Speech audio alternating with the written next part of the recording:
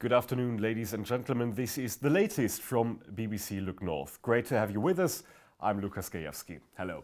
We have to start with bad news from Leeds. There was a massive fire at the Airedale air conditioning factory yesterday. Luckily, no people were harmed, but there were disruptions. Several roads near to the factory had to be closed, which caused obstruction in rush hour traffic. Shirley Henry has more.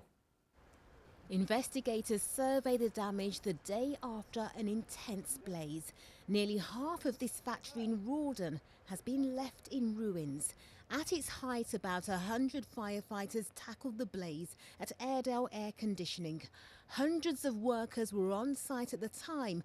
Thankfully, they were all safely evacuated.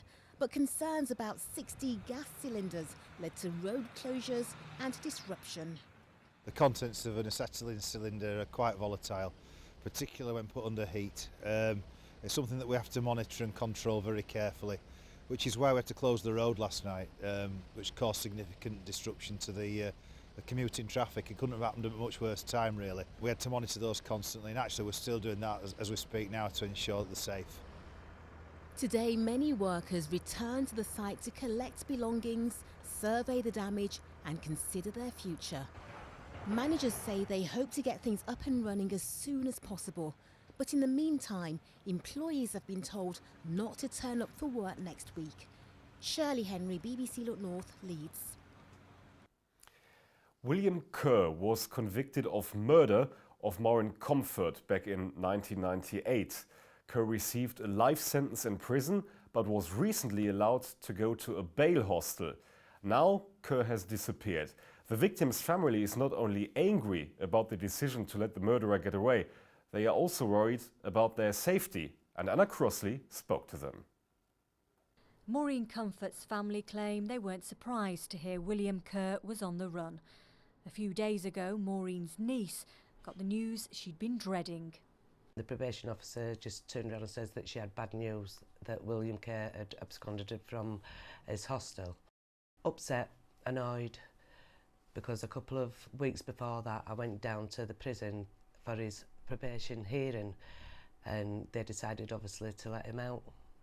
Senga Bailey found her aunt's body stuffed in a cupboard here at her flat in the Bermontoffs area of Leeds.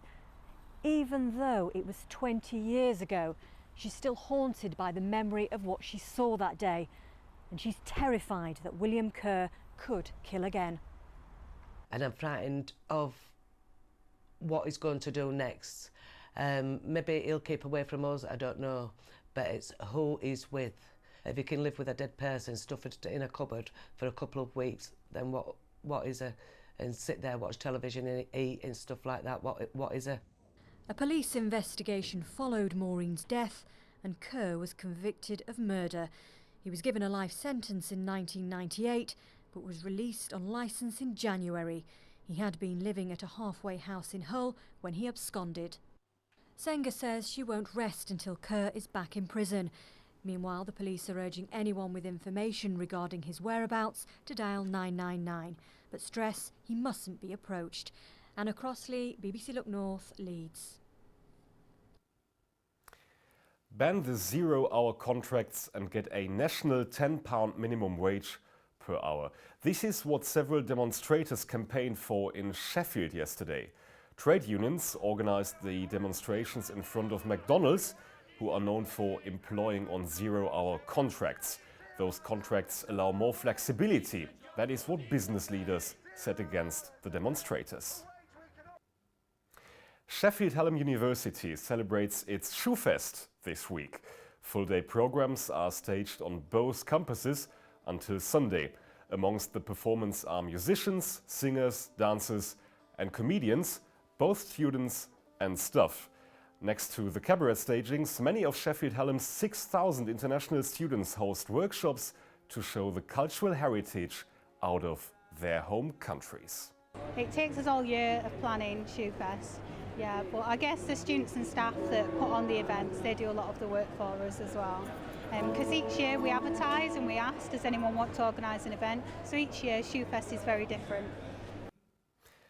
Pub quizzes are quite a British thing actually. However, there was a quiz in Germany last week as well. The pub quiz was held in Dortmund, a city that Britons most likely know for its football club. 120 people came to the pub to guess, to discuss and of course to kill some drinks. The three presenters gave their bit to adopt the slight effect of nonsense from British quizzes.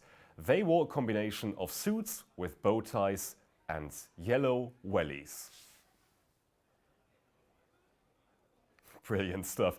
That's it for now, ladies and gentlemen. Thanks very much for joining. BBC Look North is back tonight at 10. Have a great day. Until that time, bye-bye. See you later.